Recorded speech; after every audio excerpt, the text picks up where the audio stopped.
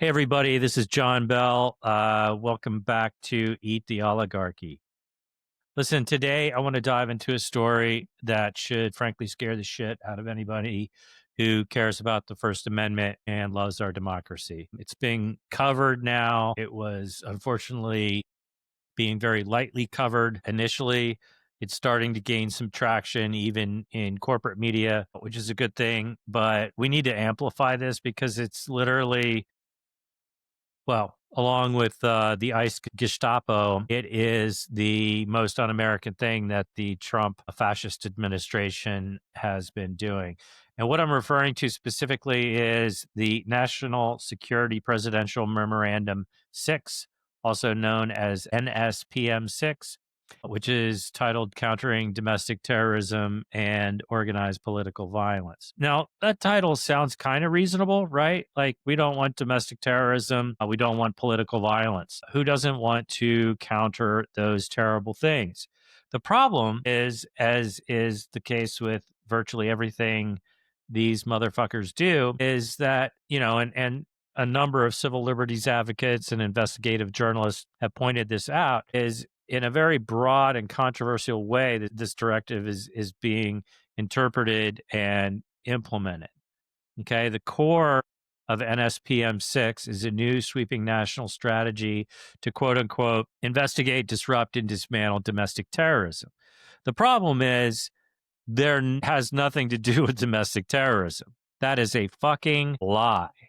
What this is an attempt to go after their political enemies and to target them. It tasks the FBI's Joint Terrorism Task Force, the JTTFs, which were originally supposed to be focused on threats like Al Qaeda and ISIS. And you've noticed that some of these talking heads on the right and MAGA politicians are referring to people like you and me as being Al Qaeda or ISIS, and this joint task force is coordinating the domestic effort. And here's where it gets really sticky. The directive allows for investigations to cast a very wide net, targeting not just those who commit violence, but also the quote networks, entities, and organizations that foment political violence, unquote. It even seeks to go after the funders, officers, and employees of organizations who aid and abet the principal actors.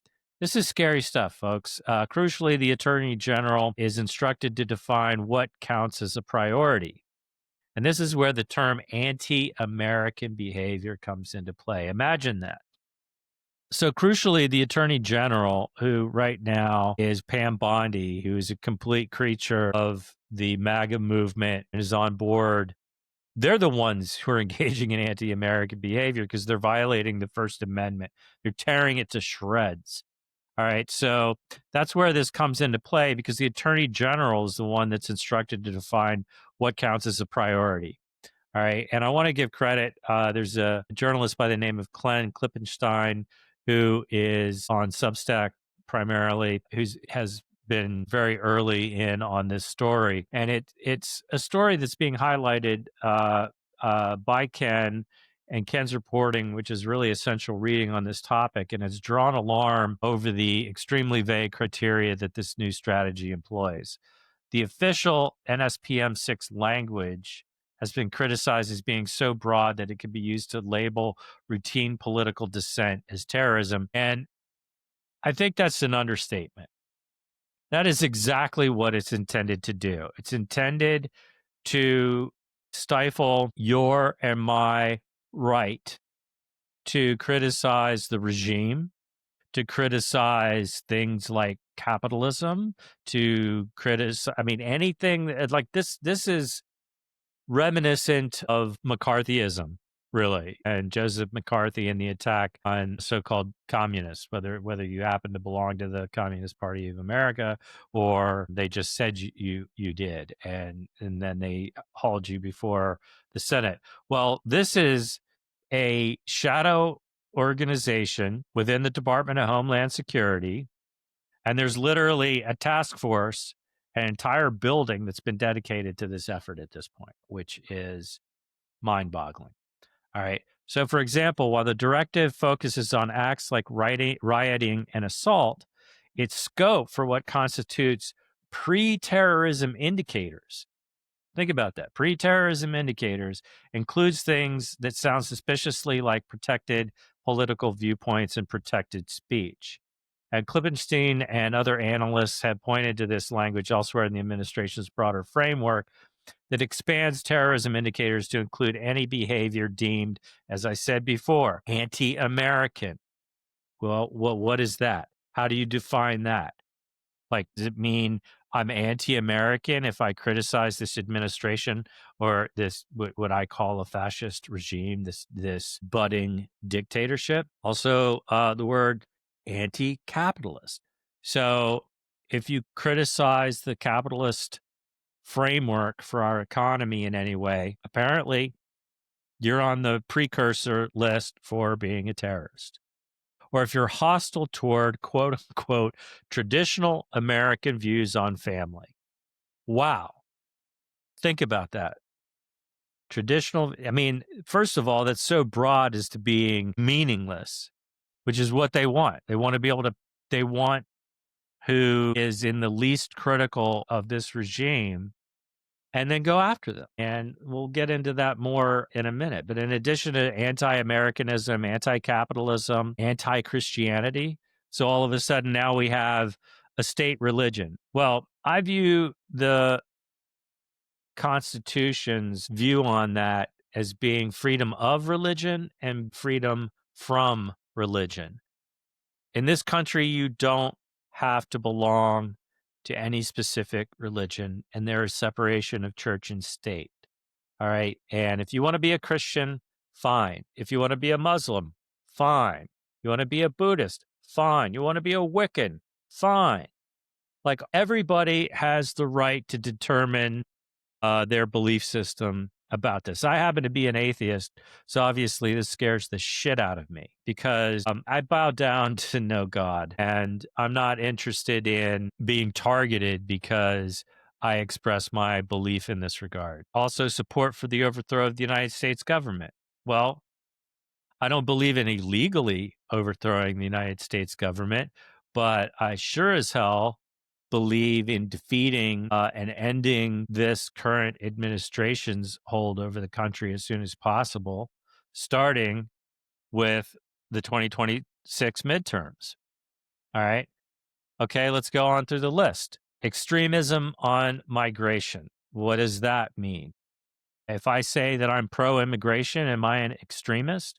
If I think that we should gladly accept the oppressed and the downtrodden, those looking for a better opportunity, and that I don't necessarily care where these people come from. I don't care what race they are.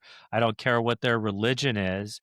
If they want to come and make a better life for themselves and their family, then there should be viable avenues for them to do that.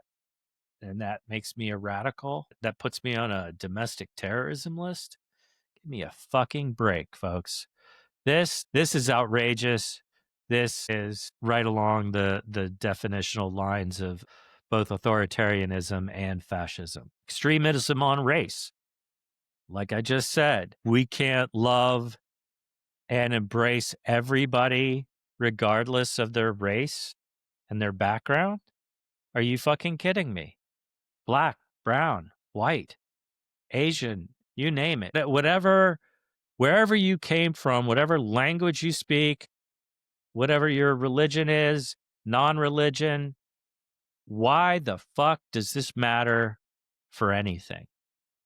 Really? And I'm sure those comments somehow make me an extremist on race for believing in the tenets of the civil rights struggle and the ensuing civil rights legislation, the amendments to the Constitution that deal with this. And I'm an extremist because I want all of us to live in a multiracial society that does not discriminate on that basis.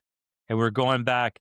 These people don't want to just go back 50, 60 years. They want to go back 150 years. And so that's on the list too. Next, extremism on gender. Wow. Okay. Again, broad, could be interpreted in any way. What the fuck does gender have to do with domestic terrorism? I see no logical connection there. The next one, hostility towards those who hold traditional American views on family. Look, hold your views. That's one thing. But I am hostile to those who would seek to impose those traditional views on everyone else. We live in the 21st century, folks, and what's happening here? Well, why are we going back in this time warp? And what does that mean? I can't be hostile to trad wives because they really fucking creep me out, to be honest with you. And I say fuck trad wives. I'm hostile towards you. How about that? Hostile towards those who hold traditional American views on religion. I think we covered that, but apparently they wanted to repeat that because I guess if you're not down with a white supremacist Christian theocracy, then I'm hostile. You're fucking right, I'm hostile to that. I want no part of it. If you think I want to live in Gilead as described in The Handmaid's Tale, you've got another thing coming, you fucking crazy bastards. So I think that makes me hostile. I'm definitely I think I'm hitting everything on the list here. Hostility towards those who hold traditional American views on morality. Wow. First of all, let's be clear. MAGA is the one that's hostile toward morality. We could have a long philosophical conversation about this, but there's nothing moral about fascism. There's nothing moral about taking away people's rights, their civil rights, the rights of women to control their own bodies and their own health care. All of these things that we've seen under attack since, MAGA took power, really since 2016. Obviously, this has been a long time coming. Conservative fascist movement has been steadily working on this project for decades. This is just the culmination. This is literally tangible stuff here. This is a group within Homeland Security that has been tasked to identify individuals and groups with these characteristics, all of which are protected as free speech under the First Amendment. Every single bit of this, and elsewhere in the Constitution. So let's be clear, expressing views that are anti-capitalist, advocating for LGBTQ rights, or simply being sharply critical of U.S. foreign policy, that is all protected speech under the First Amendment. If you're not scared yet, let's keep going. So why this creates such a chilling effect? The major legal and constitutional concern here is the so-called chilling effect that this directive could have on Americans' right to free speech and association, because it's intended to intimidate you and me.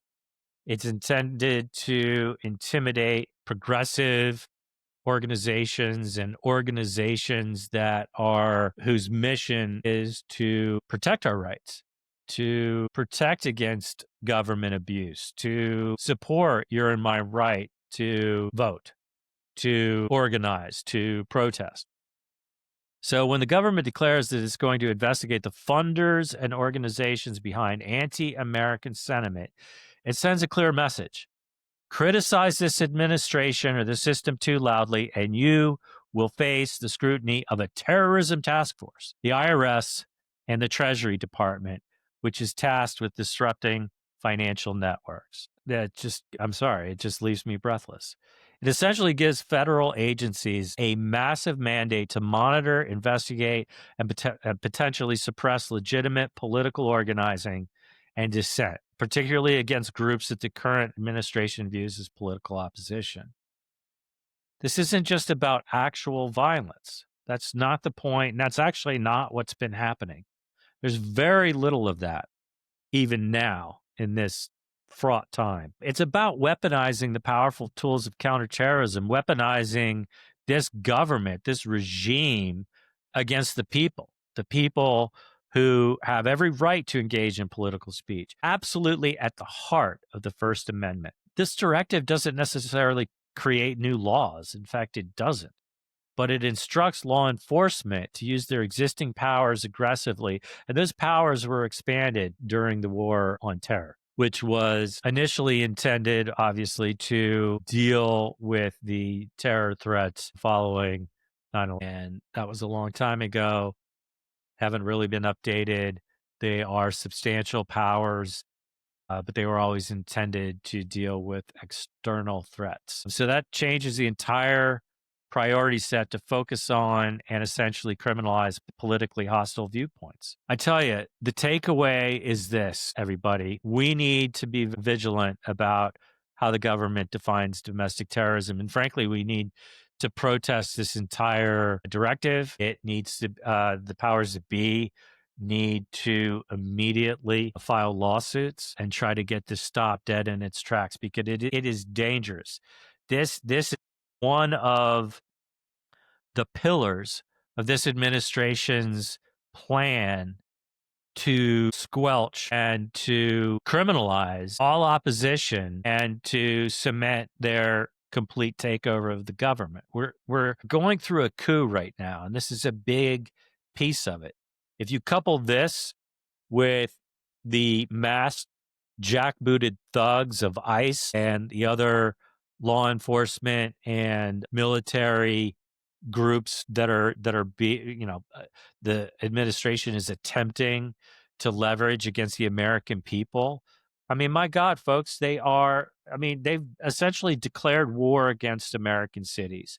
They're dragging people out of their cars, out of their houses. They're breaking down doors with no warrants, no probable cause. Doesn't matter if you're a citizen, doesn't matter if you're a green card holder. If you're black, brown, they detect an accent. Our rogue Supreme Court has given them the green light to drag you by your hair, throw you to the ground, beat you, and throw you into a cell and potentially deport you to a third party country, to a foreign gulag somewhere. And this is not America. All right. So defining us or defining any of these activities, defining any of these beliefs in any way, characterizing them as domestic terrorism is wrong. It's bullshit. It's frightening. It's unconstitutional. You can learn even more about this by listening to Ken Klippenstein's work on the subject, Are You on the FBI's New Watch List, with Ken Klippenstein on Substack. Listen, this video is relevant. His video is relevant because it features an interview with investigative journalist. So look, in closing, I wanted to talk about this. I wanted to share my views about how dangerous this is. And I think there are a lot of things this administration right now that they're doing that should concern anyone who cares about democracy and living in a peaceful, decent society and country with the rule of law. This is a dagger to the heart of the rule of law. And these abuses are the terror, right? So let's call attention to this. This weekend, it's going to be October 18th, and you have the opportunity. I have the opportunity. I'm going to a No Kings protest. I'm going to kind of, I guess, the epicenter. I'm going to go to downtown DC, and I'm going to flip them the fucking middle finger, and I'm going to exercise my right, and I'm protesting all of this. And I hope you do too. You're not going to be alone. There are millions of us, millions and millions. I'm excited to see how many people come out this time. But folks, we gotta pay attention. And I know this stuff is really, really scary. It really frightens me as well. But now's the time to be engaged. Now's the time to push back. It is probably the most fundamental way, along with voting. We have to organize. We have to oppose this fascist takeover of our government. Look, folks, we are in the midst of a fascist coup. There's no doubt about it. And if we submit, then these people are never going to give up power and things are going to get a lot worse. So we got to stand up, we got to stand together, stay safe, be vigilant, and let's stand in solidarity for our rights and for all of our brothers and sisters' rights. This is the moment. All right, listen, I'm John Bell. This is Eat the Oligarchy.